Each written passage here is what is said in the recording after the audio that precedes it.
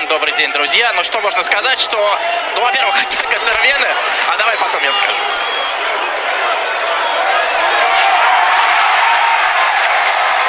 И не зря мы взяли с тобой такую паузу, да?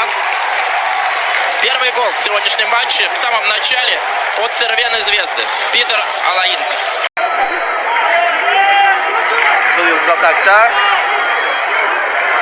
Yerden pas. Şut. Ve ilk dakikanın içinde Kızılyıldız maçta 1-0 öne geçiyor. Sjajan potez Krasoa, prvi napad Crvene zvezde. Kraso, Olainka, 1:0. 21. sekund, prvi napad. Иванич направо. Красо. Красо на Лаинку. 2:0.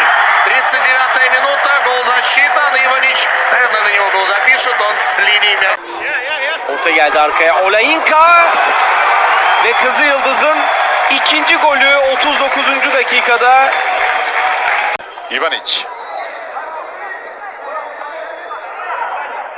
Kraso.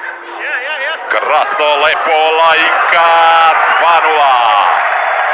2:0 Mirko Ivanić. С фланга забивает вышедший на замену нападающий. Классный гол. По сути, второй момент Фенер во втором тайме смог создать. И Фенер забивает.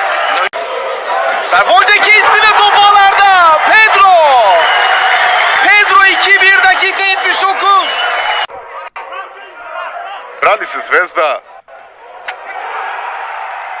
na drugačiji način u odnosu na prvo polovreme, a Fenerbahče uspeva da prepolovi prednost. Опасная атака Цервены. Забивать нужно 3-1. Ух, они все команды выбегают фактически на поле, потому что понимают какой-то важный мяч. И Lopta ka Lučiću, može Lučić sve da reši. Lučić! Kada nema Krasoja, Olainke, tu su Zvezdina deca!